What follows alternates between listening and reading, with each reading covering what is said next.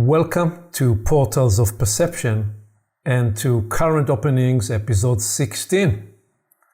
This is emerging spontaneously, and I've asked David if we can get together in short notice to try to catch the tail end of a live wire that has emerged with me about the study of octaves and octave leaps. I'm thinking we will call this episode the Octave Leap Mystery, how it happens and why it happens. David, welcome. Well, thank you, Aviv. And coincidentally, which of course really is, there's no such thing as a coincidence, it's a coincidence of energies. I have actually been engaged with an inventor scientist this last week in the nature of quantum leaps. And we have actually been touching on Octavian leaps and Octavian chains. So interesting timings, which you knew nothing about, but come along a separate line, and we're in the same dynamic, which is amazing. What I said in my brief note was let's get together to try to record this before I have time to try to formulate it too much, so we can actually be in the discovery and the exploration, and to just try to put it in context. There is obviously something that has occurred this week that catalyzed this process, and I'd like to try to put that as a way of providing context why we are embarking on the octave leap awareness. Even before that, the background is, so we both, each in our own way, I've been on more than 40 years intentional journey and more than 2 decades working with leadership teams in some of the most admired companies in the world, and have explored a variety of approaches and modalities. So all this is by way of background. And along these years, I've always struggled very much with something that I would like today, maybe for the first time, to try to describe in a particular kind of way, to put it inside the context of what has occurred this week and why have I experienced what I will describe as an octave leap. And we will, through this conversation, use the word octave in a quite a liberated way and describe it in several contexts, and then zoom into the particular experience, describe its nature, and then take a step back and seek to appreciate what are octaves, why are they part of the universal design, what do we mean when we talk about octave and octave leap, why is this part of the engineering of the universe. So how about this as a very high level plan, David? Good place to start. I think start with the context and the experience, because that would be our beginning point, and then I can come in following that. Indeed. So even before zooming into the experience, just by way of getting relocated, where are we in the current openings journey? We recorded initially 3 introductory episodes. They looked at esoteric truth, the natural laws, and these type of inquiries. And then we embarked for 7 episodes on the human predicament story, reflected on the emotion problem, the human energy problem, the knowledge problem, the addiction trap. So a range of dimensions of the human predicament story. And then we said, after we completed these with the Einstein brief, we said, let's embark on the human development challenge and opportunity. And we have now recorded several episodes in that vein and that inquiry.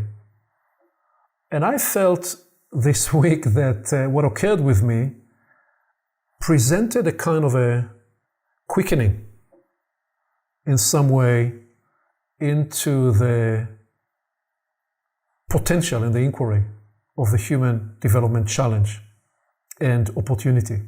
So it has its own context, and I trust that there is an organic nature to the current openings adventure. So it is in that context that I will try to describe what occurred. Anything, just even before I go there, anything else that's arising for you? Simply to that term quickening, which to me speaks of a new energy entering. And that's a very specific term. Something can be at a certain level and then quickens. And not to get into that too much, because I think that's where we'll be going, but I just wanted to highlight that term that you used. Indeed. So the way into this is to try to describe my personal struggle along my journey, which I don't always go to as a first place, but I think it's part of the maturation process that I'm going through on this episode, being more transparent about this. Many people would, whether they describe it like this or not, I would say many people, their core struggle in life is, can I be me? Can I be myself? And they will describe it in different words and different ways, and they will more talk about, well, can I learn who I am and what I am, and can I then learn to accept myself, and can I then find a circumstance with others where I may be accepted by others for who I am. I have never experienced this to be the primary struggle of my journey. For me, it was always much more in the context of the conundrum of a 3 octaves alignment. That is how I experienced the conundrum and struggle of my adult journey. And to try and very simply put this in context, and so once again, I'm going to be using through this conversation the word octave in a variety of different meanings, and hopefully we can elucidate on that. What I would simply say is that octave 1 was always the situation I found myself in. And for me, it was, in many circumstances, the group I was with, the team I was helping, the organization I was asked to lead, facilitate, enable. And time and again, octave 1 is coming into a situation and appreciating its struggle. And more often than not, sensing that the primary nature of that octave 1, which is the current state, is the grapple with self-imposed limitations and dysfunction.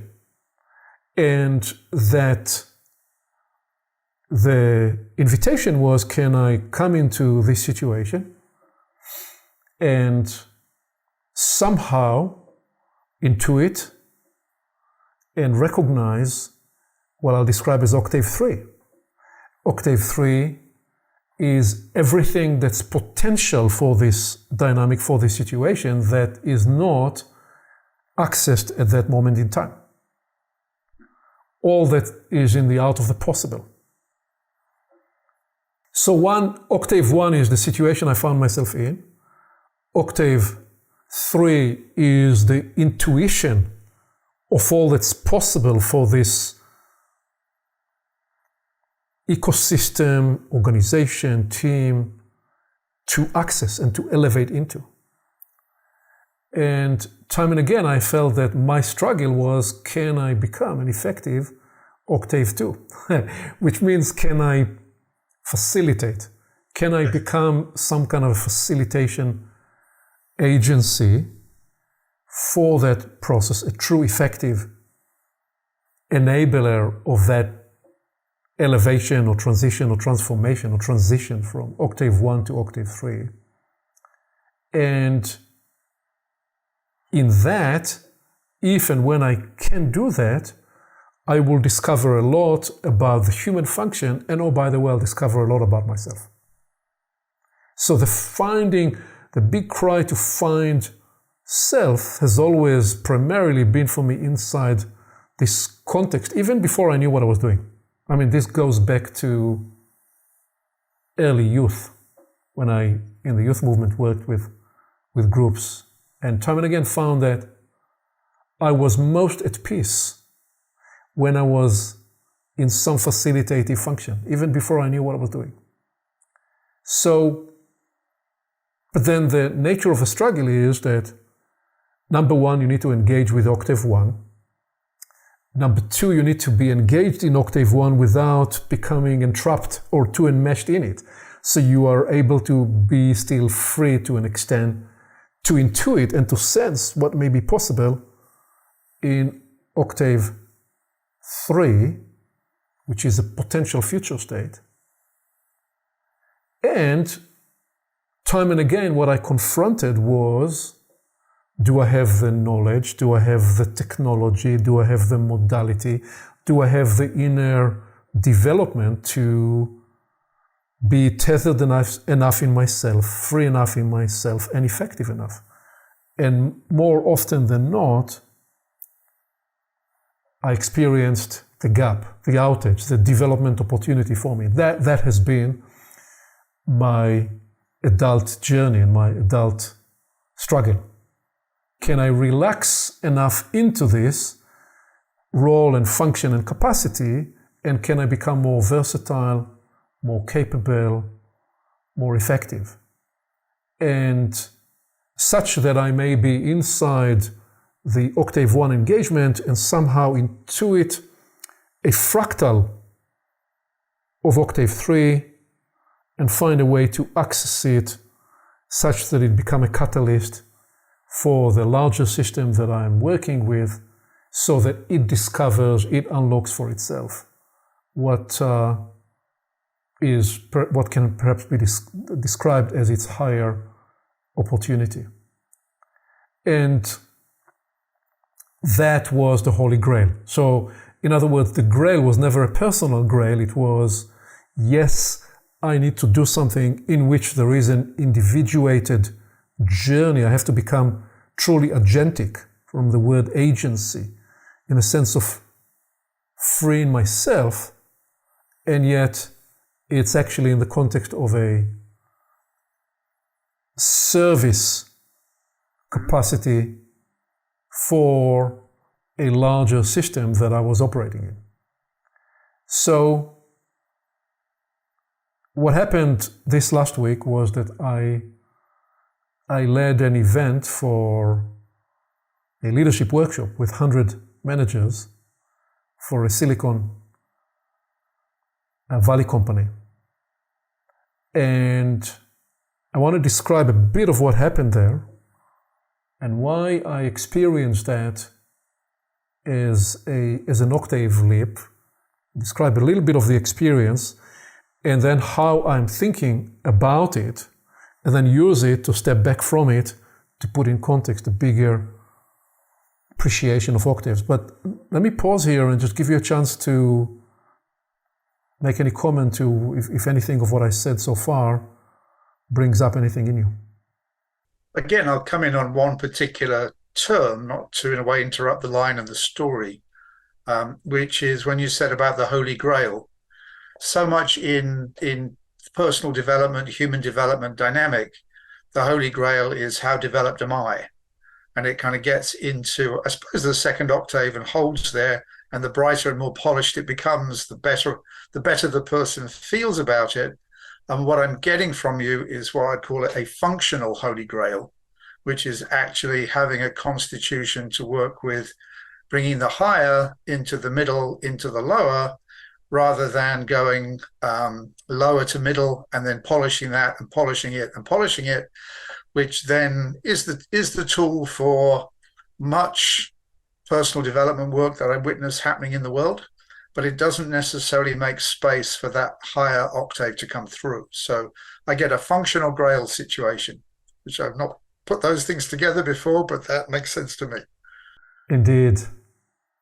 Indeed. And there is an interesting subtle nuance there, because I've often observed the mimetic nature of leadership and how it evolved through the ages. And I certainly see with my father's generation, they were very much wired to mission outside of themselves. So he is the generation that escaped the Second World War in Europe and built a kibbutz and was part of the establishment of Israel.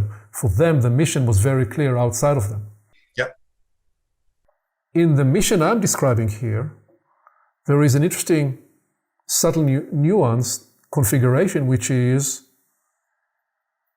it is not anchored in the end as an end unto itself in the self, but actually it's very important to be tethered in the interior dimension of the self. So I've had to journey to learn to work with the inner machinery that this human is, the model I'm in, and the particular configuration that lives inside this model. And then use that as a facilitation. So the way of this configuration is not functional grail in the sense of a functional grail outside of self, but rather a functional grail that is operative both inside and inside inside self and concurrently in a bigger context. Yes. Well, so I often begin these events, and I've worked with different configurations, and there is, by the way, an octave dimension when you work with 8 or 12 people, which allows certain process dynamic, and a different octave of process modality when you work with a group of 20, 24, up to 30. Once we are in 40 to 50, there is a whole other octave at play. And then when we get to 80 to 100, there is yet again another octave, and again when we are in the 250. And one of my conundrums coming into this, and I've worked with all these group sizes, and there was often a question of, can I actually be as effective with 100 people as I can be with 20 people? Something happened this last week that made it possible not only to be as effective with 100 people as I can be with 20 people. In some ways, it became more effective, at least by the account of the people present in this 3-day event. The question is why and how can it be? But I'm jumping the gun a little bit, and let me retrace the story. I often begin an event like this with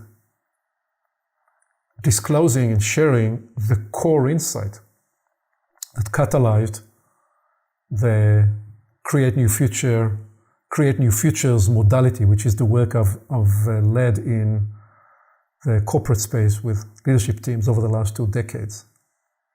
And it describes that when I left the Air Force and I started to work with teams, I was astonished to discover that time and again you could put around the table, you could gather around the table the smartest and brightest people in any organization, and they revealed that they were as perfectly capable as any other group of people in their capacity to produce collective stupidity.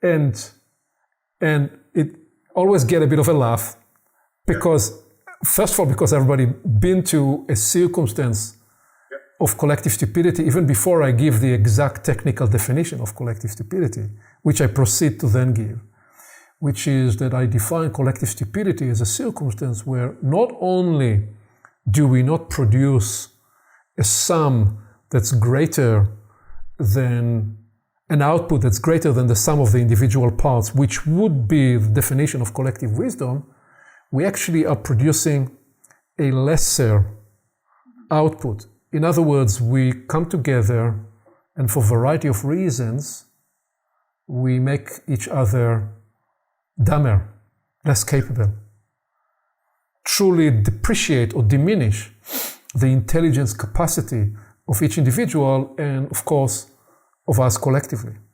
And I suggest that I started to experience that physically as painful when I would be in these circumstances.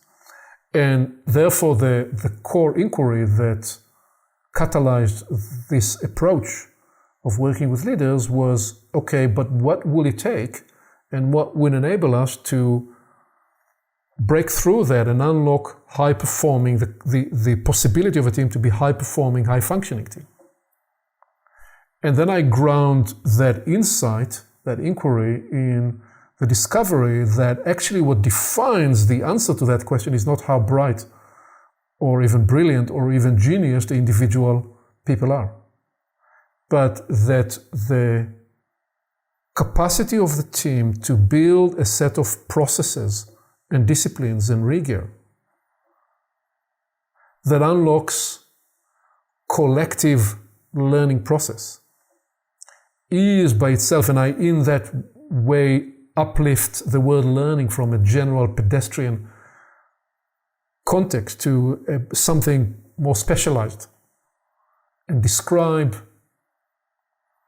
a special kind of a learning engine, learning process that can occur in an organization when we truly are committed to unlocking our shared experience as a crucible of learning, whereby that is the driver rather than the individual egos and how we try to defend and protect these.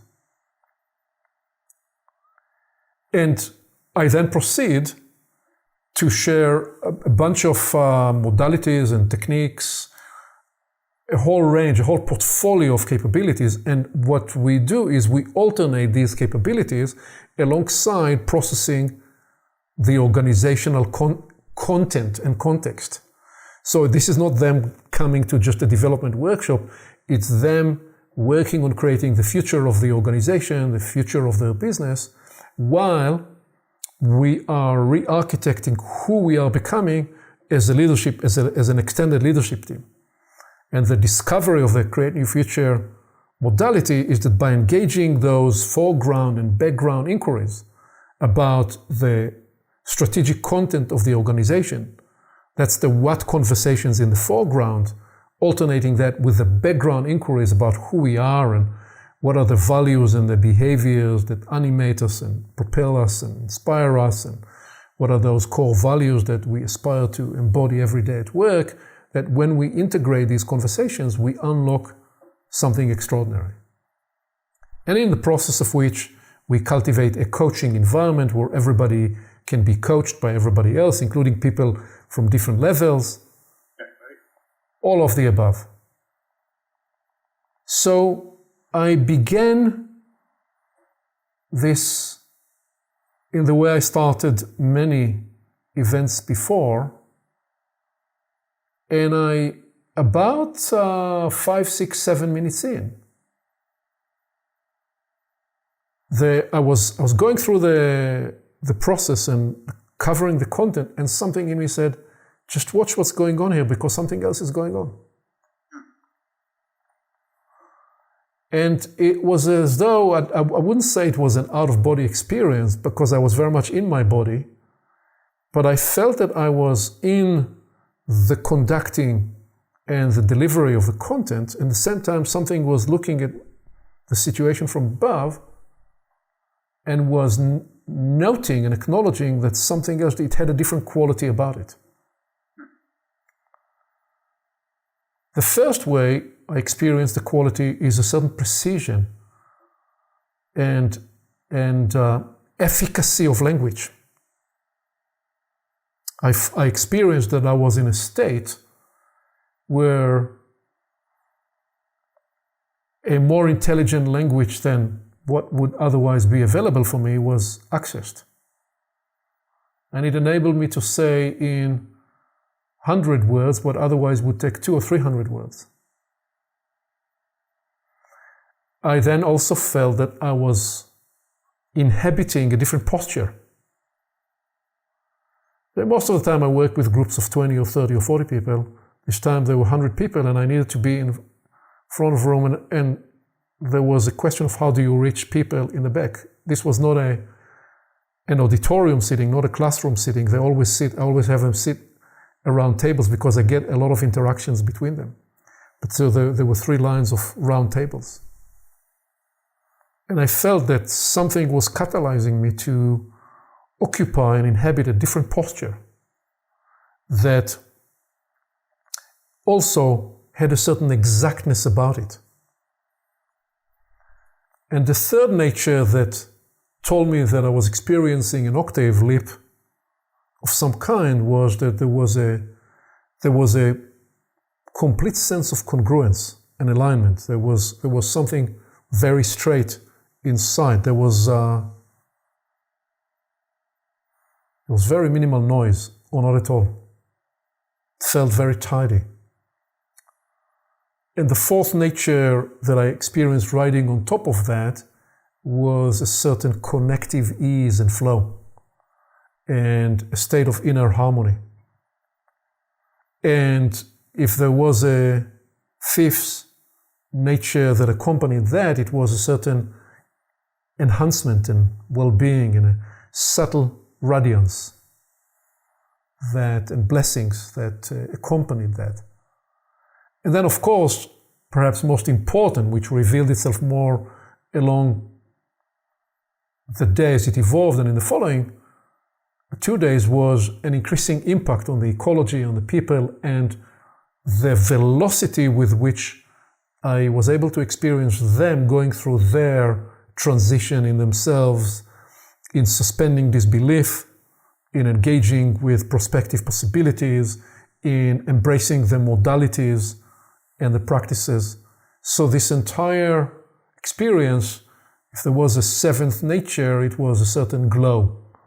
Accompanied a certain glow, certain exquisite feeling that accompanied that experience, and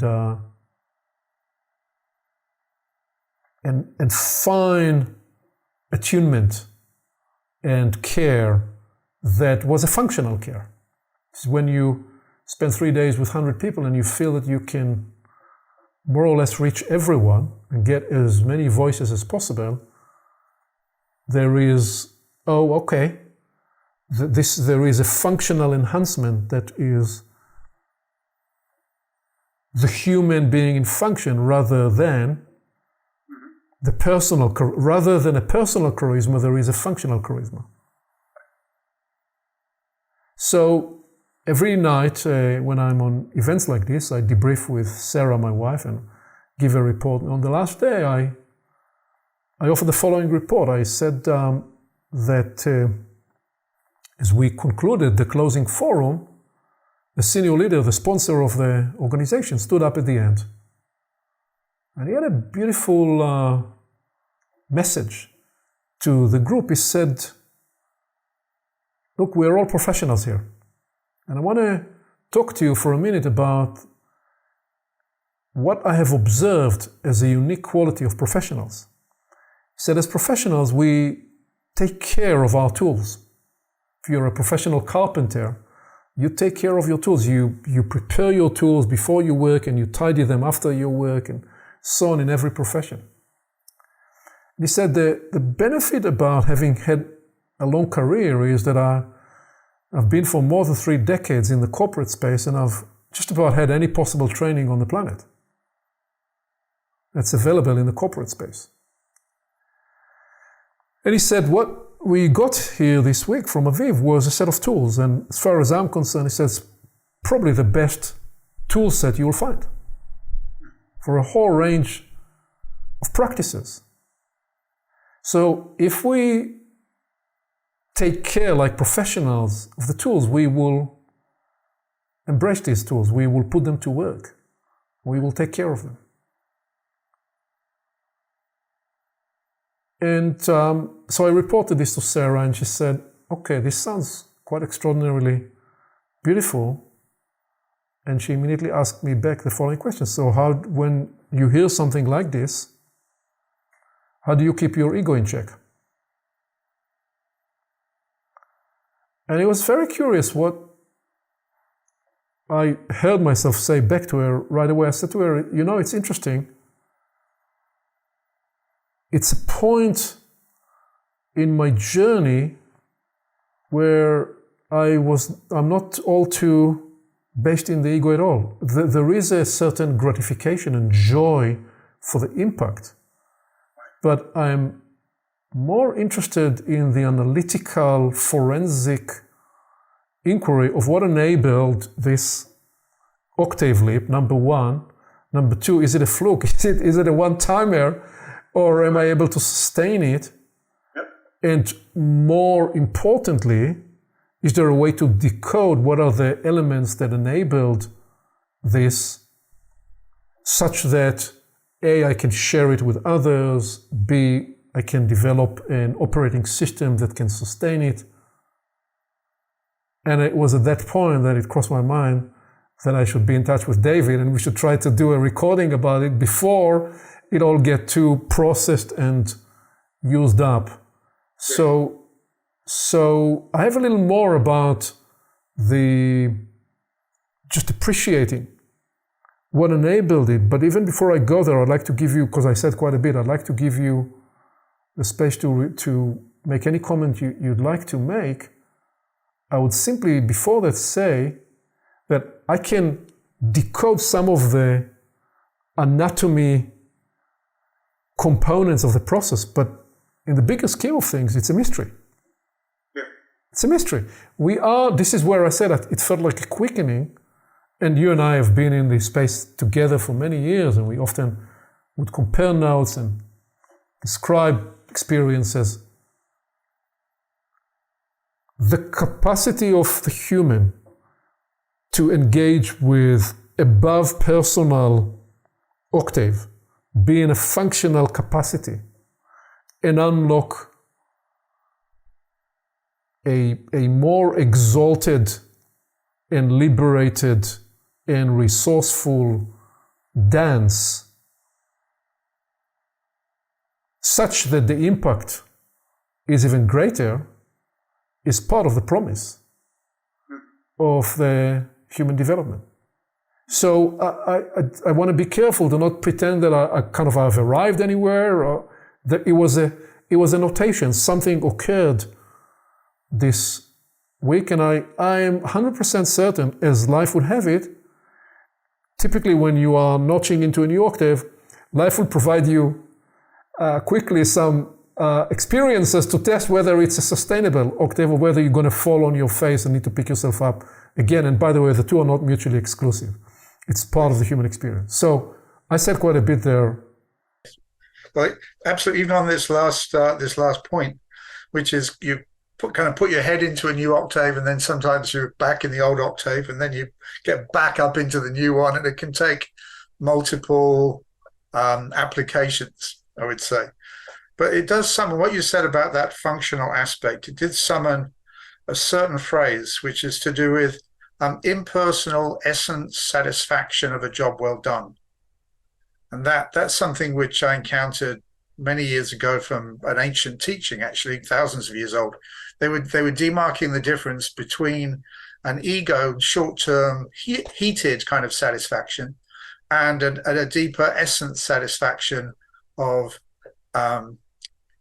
knowing that the job's been well accomplished and something was able to take place that is not personal, it's above personal. So it's an essence satisfaction. So to me, that is the mark of something very special, something able to happen, which is above the first two octaves, as you described them, and is to do with that third octave. In a curious way, that third octave making itself known inside the second, because the second is the point of application in many ways. We need octave 2 to octave 1, but when they're aligned and made ready to receive, which, as you say, may be a 40-year journey to get to the point of an hour, then that higher octave kind of is able to look through and go, oh, yeah, I can use this circumstance, and I can work with this assembly as it is right here, right now, and we can get something done of an extraordinary nature, and something a bit miraculous comes through. And we think of it as miraculous, not because it can't happen, but to me, a miracle is something which is a rare event. And things have to come together in a certain formation whereby something miraculous is able to happen. And that, to me, is that third octave able to work through octave 1 and octave 2 that are in alignment, and then that third power is able to begin to appear.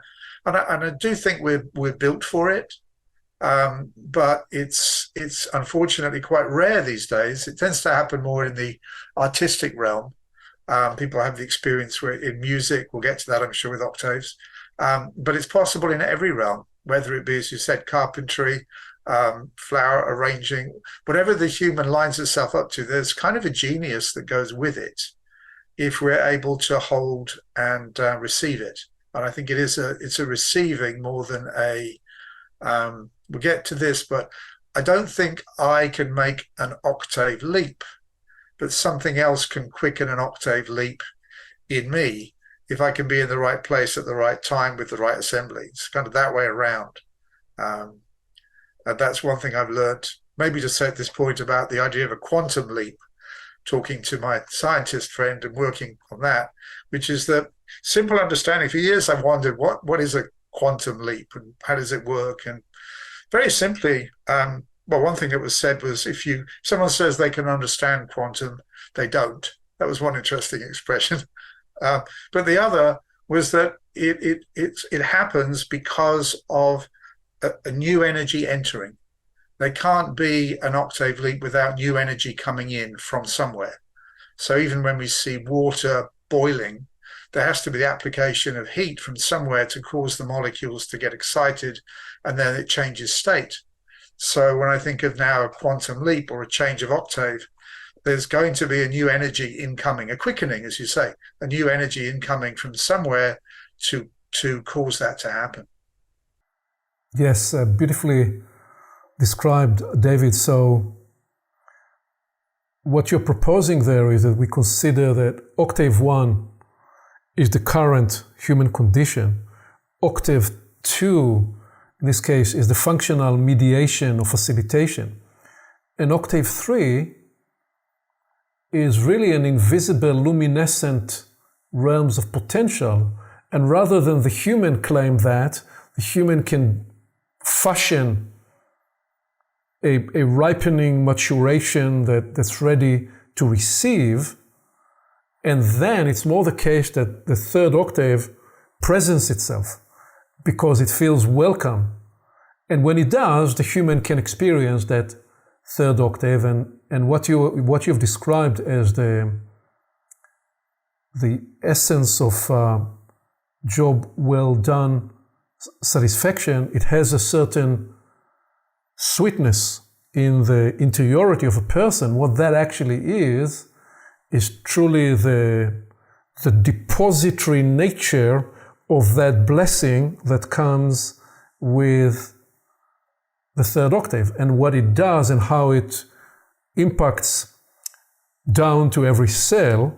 And it's that imbuance and infusion of energy, as you said, there is an actual energetic entry into the system that alters something in our inner registration and sensitivity and capacity, and all, by the way, can impact the people around us. And of course, very special people who attained a very fine and high development and are recognized for that. Somebody like the Dalai Lama, people enjoy being in his presence and his laughter because there is presumably that third octave is there in some regularity of function. Mind you, in this situation, it's a lot of it his own work, but also what's projected on him from everybody else. And therefore, the whole cosmology of function that's created with all the layers and infrastructure that supports that. It is interesting that you noted that more of this could happen in the artistic space. So somebody will be on stage in some acting capacity and they will describe that they felt the muse that night and something else came through. I think it is also true that many people would experience this in the healing space. So the variety of people many people who are gifted in all variety of ways in being the octave 2 instrument or vessel or conduit in the healing or therapy space. My primary application was not in the healing pursuit, although healing has been central to my journey as well, and there have always been many profound occasions of healing. It was more in the background. It has always been more in the developmental, spiritual, transformational space, in the personal growth side, and in the corporate space where I developed this approach, which we call create new futures, which essentially is that. It's about moving from current state to a future state. How do we enable that? And what's clarifying in the way you describe the third octave is that once we actually recognize that there is this unified sense field of potential for us, and we're prepared to, often in an organizational context, it will be described as a vision or as a desired future state. What is emerging is how that realm includes something that's invisible, that is intangible, but that can become very tangible once we are open for it. So perhaps it is at this point in the conversation that I can ask more broadly, what is an octave? Because you wrote a very interesting note when I just suggested the premise, and you said, yeah, in music, an octave is the distance between two musical notes of the same letter. So from do to another do, from F to another F, whatever way you choose to name those. And so it kind of 8, which is why it's called an octave, because octo is 8. But what you said was, well, what that actually is, it's a description of the sevenfold structure and always the move to the next new octave. So it's interesting that the ear will find harmony when you play the same note in 2 octaves. Because the ear would find it harmonious that you complete the octave and you begin to make the next move. So what are we learning from this about octave, and why are we using the word octave and in this way, and how would you begin to reason that? Kind of gets us towards zone 3, as we're calling it. In that, really, it's not an octave; it's septenary. Okay. It's a sevenfold. So if we go from my musical training, do, re, mi, fa, sol, la, ti. That is the sevenfold system. That's the septenary system. But it's actually, the idea of an octave is already nudging into a new do at the next level. So it's a little bit of an artifice, actually, in a way, because it's already going into the next number 1 of the next 7. And we call that an octave. So it's 7 plus 1. And we can look at the septenary system. Well, even our calendar is expressed by the septenary system. We don't say, "I'll meet you on Monday plus 1." You know, it's 7 days of the week, and we go with the 7 and we multiply them up, and we know that it's a sevenfold system. If we take light, we know that it's a spectrum. We don't say spectrum plus 1. We don't go red, orange, yellow, green, blue, indigo, violet, red. Though we could, that would be an octave of light. Red, we could even sing it. Red, orange, yellow, green, blue, indigo, violet, red. So it would be a higher red. And they do show this even in Buddhist art. You know, you can actually see the 7 colors, and then there's a finer or paler red representing the next level up. And even Buddha sitting on the lotus leaf, I think of that as the lotus is representing octave 1 in a way, or octave 2. And then he's sitting on that octave and he's already in the next octave up. So there's 7 plus 1, and we're getting into the new octave with the new do of the next level. So it's a vibration, a sevenfold vibration. I work a lot with this in the dynamic of the energy worlds and the idea of the sevenfold energy worlds of the planet, and how that in itself corresponds from red to violet. But then there's the next level up. So from understanding the logic of creation standpoint, I look at it as 7, and then we're endeavoring to get into the next 7, and we then call that an octave. The plus 1. The plus 1 provides a release, provides a liberation. We're not locked in the previous octave. So we experience the harmonious note of liberation in that plus 1. And it's emancipation, liberation. An interesting thing, the question Sarah asked about the ego, is that, and I've seen this with healing, if we then, say there's been a healing event, and I know this as you do, when you can feel something comes to help and assist. When doing healing work, I put out an invitation if something wants to come and help and assist, that it's welcome from the higher energy worlds. But if I take it personally and say, oh, look at what I did, it immediately pulls me down into the old octave. So the ego locks us into the previous octave. In fact, looking at the words is really interesting, because when we go do, re, mi, it actually says redo me, redo me, redo me. And then if we're going to go far, we start to realize it's solar T, which is so late. It's so late. It's so late. We better hurry up. If we're going to break into the next octave and get the next do, it's already later than we think. It's so late. And it's actually there whoever put that together, they had understanding, and they used particular tonalities, I believe, on purpose. So I find that helpful. So it's like if we take things personally, we lock ourselves back into either octave 2 or even octave 1.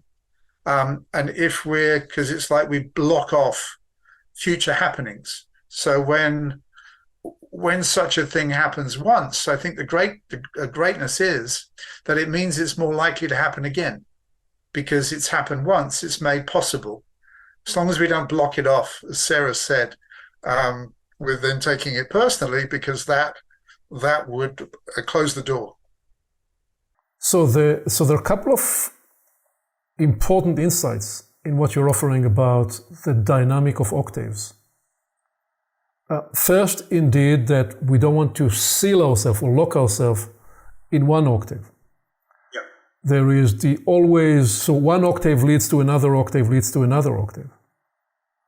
And then there is the realization that within the octave, what is an octave? The octave is a natural range, in the musical sense, a natural tonality range, about which there is something organic, where there is a step-by-step system. And I want us to now bring few other examples of how we will freely use the idea of an octave.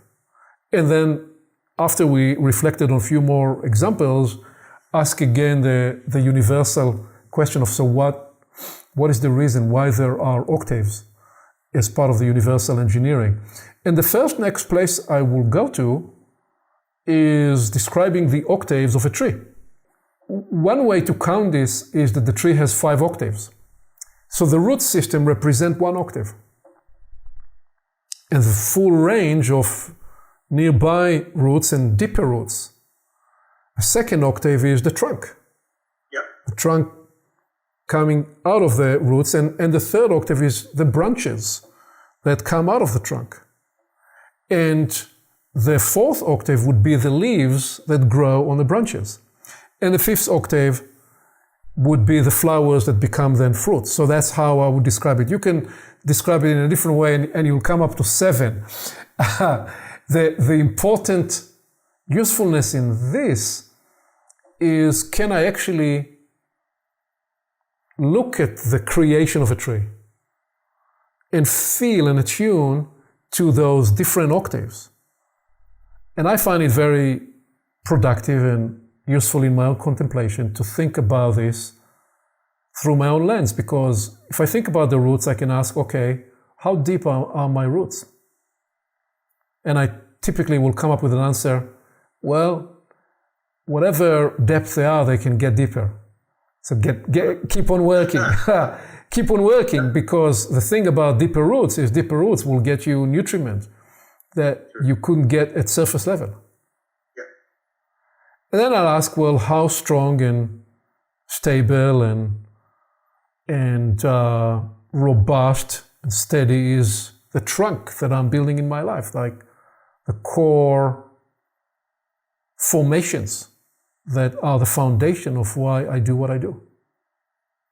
And there again, there is a whole full spectrum or full octave of considerations. Then I come to ask about the branches, and I say, well, how expensive are my branches? Or do I feel sometimes that all my branches are tilting in one direction? There's one interesting question I never asked a group of leaders that I asked this week. I said to them, out of the blue, that came on me. Well, it's something I've reflected on about many times, but never positioned to a large group of managers and executives. I said to them, why do you think we have seen in recent decades so many Olympic champions reporting struggle with mental health? Hold that thought, I said to them. And concurrently, why have we seen so many people at the top of leadership in business and elsewhere suffering one kind of implosion or another? Ethical implosion, health implosion, relational implosion. I asked them, what's the common denominator? This comes directly out of my contemplation about the octave of the branches. Because in all of those circumstances, what we see is that a human being decided to focus on one aspect of their life to the exclusion of all else. And we are never just one thing, we are many things. So when you focus on just one thing and that one thing becomes the all and everything, you catalyze an imbalance that will lead to one kind of implosion or another: mental health, ethical, relational, health-wise, whatever. So that's the contemplation about, am I balanced in the way I'm growing my branches? And then how vibrant and vital is the green life that I grow on my tree? Is there a new growth, or am I settling to the new idea, the new growth that I had generated 3 months ago, 3 years ago? And ultimately, what is the impact? What is the flowering and the ripening of fruits that I'm able to promote on the... So all that is on my tree, all that comes for me in self-examination, studying the way of a tree and the octave. So what would you say to using the idea of octave in that sense? Because here we are, in the case of the tree is not going to make an octave leap, although it does every season, every time it brings new flowers and new fruits, you could say so. But the tree, very much the way you described it earlier on, one of the earlier episodes, when you said the human is a double systems. There is the automated system, and there is the self-chosen, self-arising system. Well, I for thousands of years, this has been something which has been worked on. I put a modern word with it, which is integration, integrated and harmonious development. And it may seem like an odd reference to use to you, but I think of the Kabbalah in relation to 3 octaves. La being more to do with the physical aspect, the Ba being more to do with what in Egypt they call the second soul, which is to do with what then is happening in the person energetically. And then the third being more the ka, the mental spirit, the mental life. And how it work. It's a matter of working with all three in an integrated way. So if someone's very mentally based and they're not working with their emotional life, their energetic life, their physical life, they're more prone to having something implode in the lower two. If they're working very powerfully into what could be called la land, if they're working very powerfully into the physical, then they're going to find themselves potentially in more mental difficulty. So I think of Kabbalah as really, in a way, mental, energetic, physical. And those three are designed to work together. And each of them would have, in that sense, 7 parts, a 21-fold structure, with then a 22nd being part of the picture. So, and that is something which has thankfully come to us through world history. And it also is connected with the same expression, the ka, but the kahuna teachings in Hawaii, where ka means the mental body, the mental work, and huna means secret. So kahuna is the secret of the mental body. So in terms of the human development process, we'd be looking to physical, what could be called astral, if we were to use that kind of terminology, energetic or astral, and then mental. And the need to integrate the three in our process to then be able to receive a higher part. I do wonder, this is part of my own ponder, whether that's to do with that nature of the mer or the Merkaba. The physical drops away, and then we have this chariot of the gods, the Merkaba.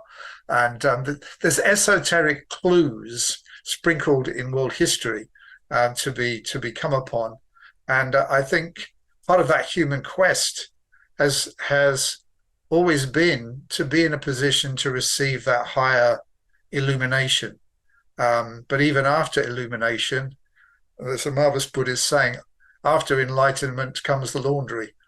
You know, even after you've managed to make a connection up a level, that higher octave, something peeks through, then you have to get back on you have to deal with the passport, whatever, get back on the plane, have the food they're offering on the plane, land, everything, regular life then continues on. So it's not like we can just, so I'm just going to hang on to that moment. We then are looking to recreate the situation where it can happen again.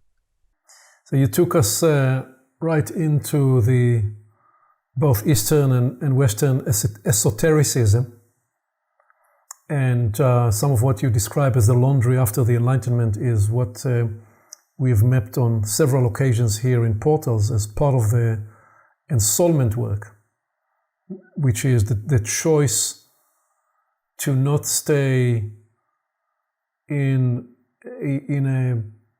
a way, not to identify with Octave 3, because we can't identify with Octave 3.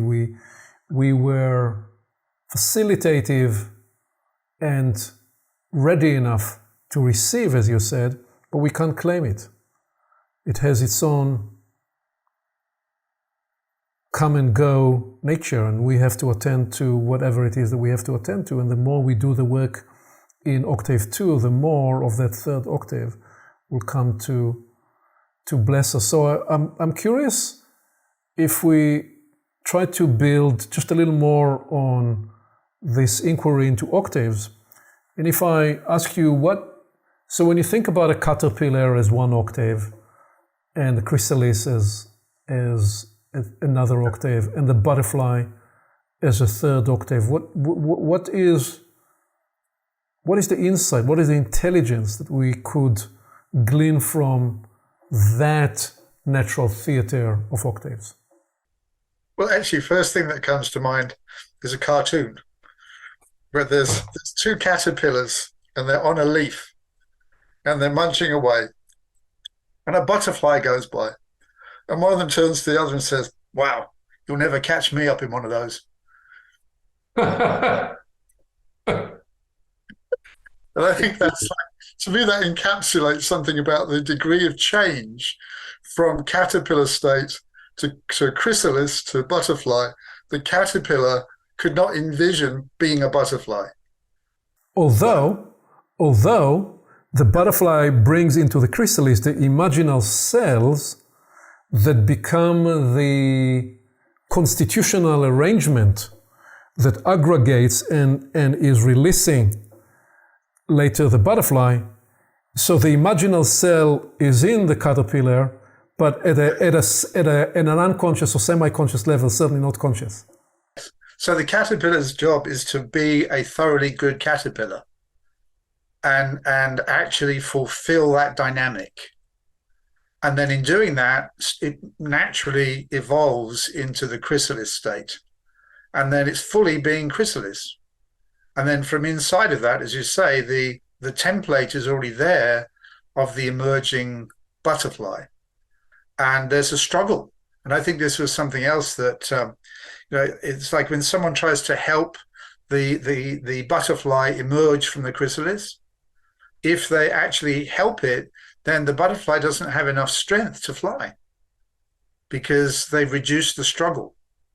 So there's something in that second octave which has in it a great deal, at least in that example, has in it a great deal of struggle to then be able to break into the next octave. I anticipated that there will be some new illumination and teaching when I asked you about the caterpillar and the chrysalis and the butterfly, and indeed you delivered two insights. Insight one was the teaching there is no bypass. The caterpillar cannot bypass the chrysalis phase and say, hey, I fancy being a butterfly right now. The caterpillar, as you said, must be the caterpillar in the fullest possible way. And so the teaching there is whatever octave we are in, we need to do the work of that octave. We cannot move from elementary school to high school without actually completing elementary school, and we cannot move from high school to university. I mean, some people do that quickly, but even then they do so because they apply their genius. So that's teaching number one in there, which is we have to do whatever it is we're doing in the fullest possible way, because in actuality, the release of the portal from one octave to the next, that threshold, is reached for by the full realization of the octave we are in. That's teaching number one. And teaching number two, you offered there has to be resistance built in. If you actually try to bypass or skip the steps without growing by resistance, you may visit for a brief second a higher octave, but you will not have the foundation, the infrastructure to hold it in a sustainable way. Yes. So it made me wonder if when people these days, we have the term retirement, but I made a note earlier, maybe we should call it the butterfly years. That would actually be a timing where there would be enough using up of enclosures and getting through the caterpillar chrysalis stage to then actually become what I would call a spiritualized elder and be able to then offer octave 3 wisdoms back into octave 2 and octave 1, even though knowing that they won't potentially be in a position to make great use of them yet because they're going through what they're going through, but there's the possibility of offering the wisdom of the years from a spiritualized standpoint. So as humans, to bring it more compact, as humans, the butterfly can actually pass energy and knowledge and wisdom from octave 3 into octave 2 and octave 1. So it's not organically scripted where one phase is used up before the next.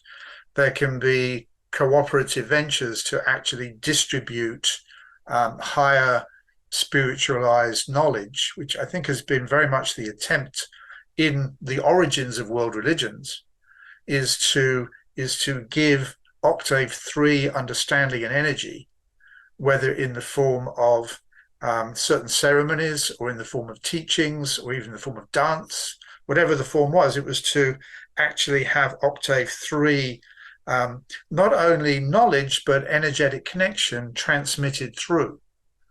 And then, as tends to be the case, Octave 2, where people are ego-based, they'll tend to grab that and use it for power and control because you could say they don't know any better, or to put it another way, they know not what they do because they don't have Octave 3 coming through, so they're locked in at a certain level. They're locked and blocked, two things together.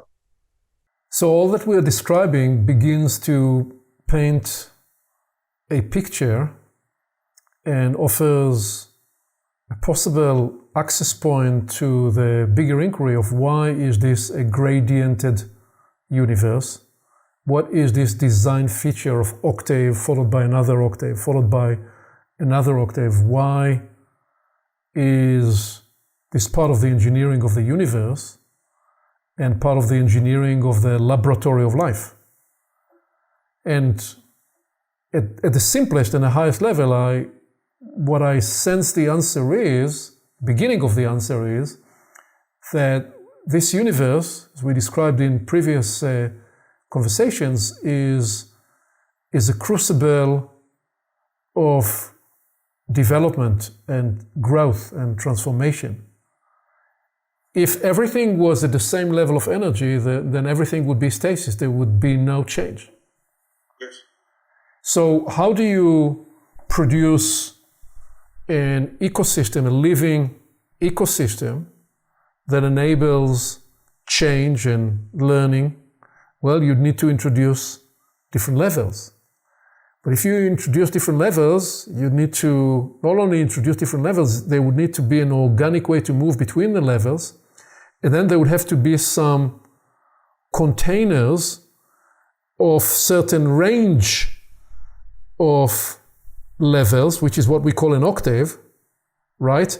When certain 7 steps of a journey is complete, where there is a fundamental transformation because the new energetic level needs actually to create and transform the structure or the organism, which is why the caterpillar must get inside the chrysalis, because there is no way to transition directly from a caterpillar to a butterfly. There has to be the crucible of change inside the chrysalis. Yes. And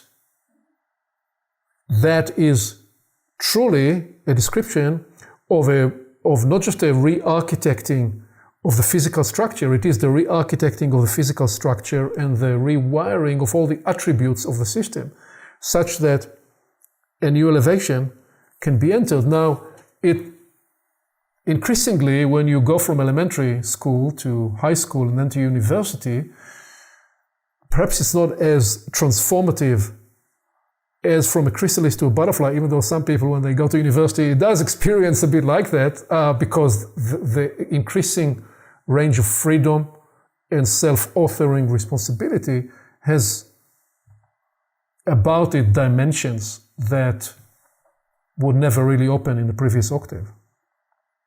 So that's how I'm beginning to sense into why is this part of the universal design, why is this a feature in the universe, which is to enable the process of change, to enable the process of transformation, to enable truly for a living system to reimagine itself, in the idea of the imaginal cell, and elevate to a whole new range of freedom and capacity that was not available there before. And the additional awareness, more in the human case, is okay, so what are we learning about creating for ourselves chrysalis moments, and chrysalis occasions, and chrysalis-like ecologies to enable us to go through the change that we may need to go through? Because I think my observation of life is that often people don't. And because of that, a chrysalis moment is forced upon them either through a disaster of one kind or another, an illness, a breakdown of one kind or another, some hitting the wall directly with their face to become a chrysalis moment. So these kind of the two contemplations that are active for me now. And it's the other side of the idea of the octave leap that is less popular. And also quantum leaps. People are into the idea of quantum leaps, not so keen on quantum drops. But a quantum drop is absolutely as real and possible as a quantum leap and an octave drop. So that would be that moment of shock, which may not take a person up into a new octave, but it can take them down into what still to them is in a way a new octave, but at a lower level. So it's a strange relationship, but the whole dynamic of primary school or elementary school, high school, university, that's a human construct based on a universal construct. And we can see the universal construct in the relationship between energy and matter.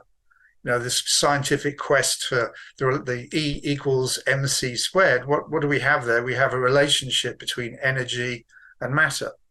And how does that relate to another scientific construct for this being string theory? Well, I think string theory is so simple. We see it on a guitar. That in how do we enter a new octave? Well, we need to shorten the guitar string. So it's very simple. But if you have a 48-inch piece of string, I think I demonstrated one time, if you have a 48-inch piece of string and you literally halve the mass, you double the rate of vibration.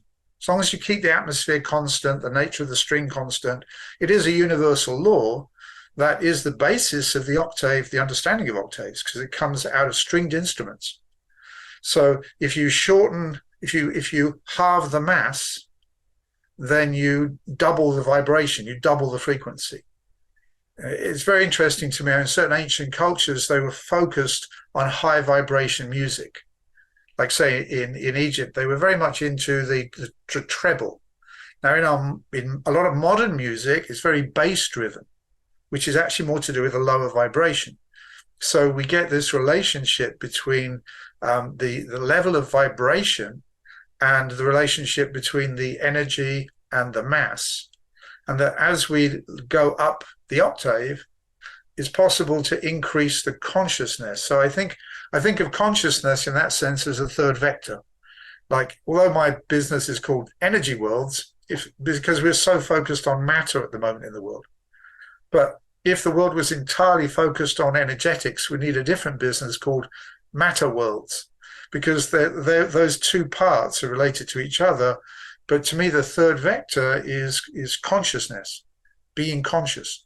And that can elevate up the levels of vibration as we develop. So why develop yourself is being able to move into those higher vibration states, which then can resonate through the person and out into and facilitate other lives, becoming a functional grail, to take that new term from today.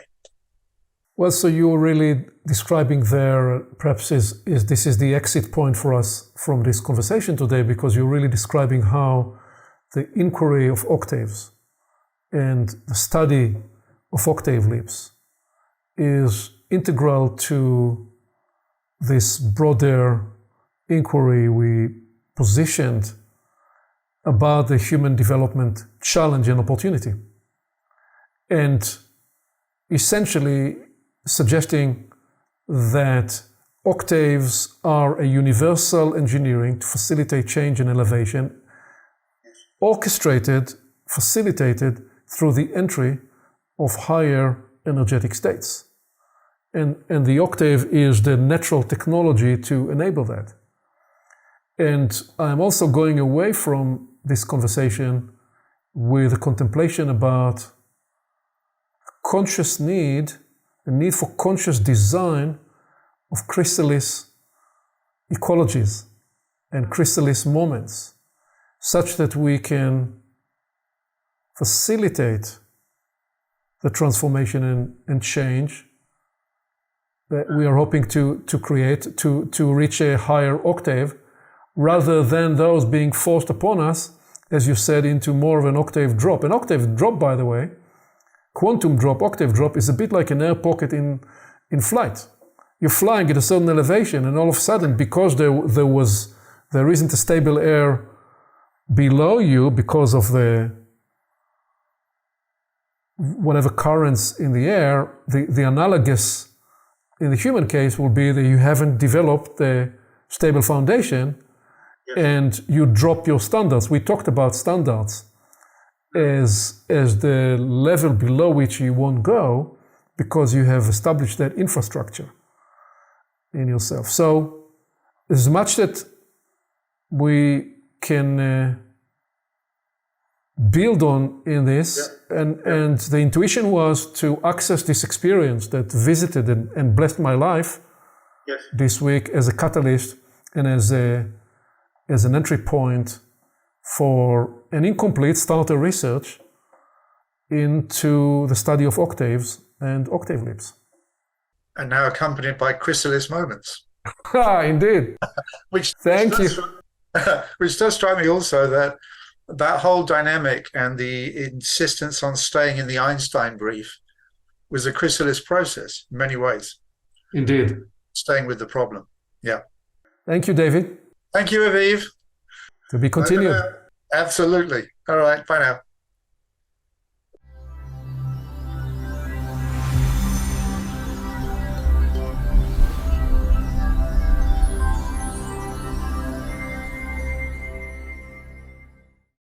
Along with our website at portalsofperception.org, Portals is also available on YouTube and on all podcast platforms, as well as social media. You can become an active member and join the conversation in community events. And you can help us get the word out by liking this content and by sharing it with your friends.